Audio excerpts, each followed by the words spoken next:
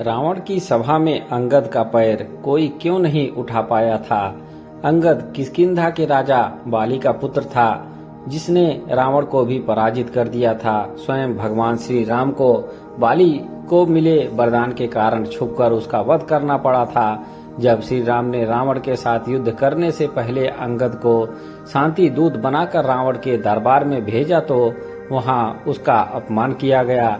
रावण ने श्री राम के शांति संदेश को उसकी कायरता बताया तथा अंगद का उपहास किया। इस पर अंगद ने भरी सभा में रावण के सभी योद्धाओं को चुनौती दी कि यदि कोई भी उसका पैर उठा लेगा तो वह अपनी हार स्वीकार कर लेगा तथा प्रभु श्री राम पूरी वानर सेना के साथ लंका से वापस लौट जाएंगे।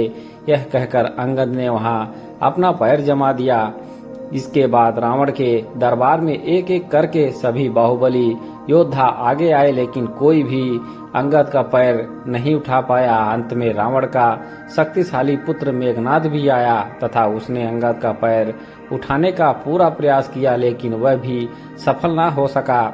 लेकिन सोचने वाली बात यह है कि आखिर अंगद में इतनी शक्ति कैसे आ गई थी कि रावण के दरबार का एक से बढ़कर एक शक्तिशाली योद्धा तथा स्वयं देवताओं को भी जीत लेने वाला इंद्रजीत एक वानर पुत्र अंगद का पैर नहीं उठा पाए थे। दरअसल रामायण में कुछ योद्धाओं जैसे कि बाली, हनुमान, जामवंत जी के बाहुबल व शक्ति का विस्तार से वर्णन किया हुआ है। वे इतने ज्यादा शक्तिशाली थे कि कोई भी उनका सामना नहीं कर सकता था। अंगद उन्हीं में से एक बलि का पुत्र था, जिससे उसके अंदर ही अपार शक्ति का भंडार था। साथ ही उसके पिता ने स्वयं लंकापति रावण को भी युद्ध में हराया था।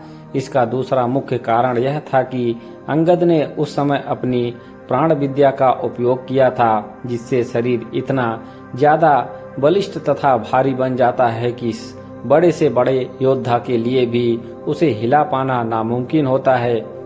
इसी विद्या के सहारे अंगद ने अपने पैर को इतना ज्यादा भारी कर लिया था कि वह धरती पर जहां जमा गया वहीं जम गया। इसके फलस्वरूप कोई भी योद्धा उसके पैर को टस से मस नहीं कर पाया था।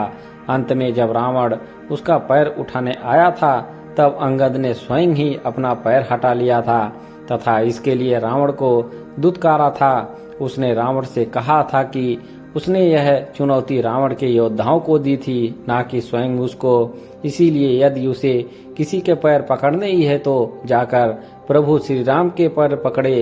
इतना कहकर अंगद ने रावण का मुकुट गिरा दिया तथा तेज गति से वायु मार्ग से बाहर चला गया।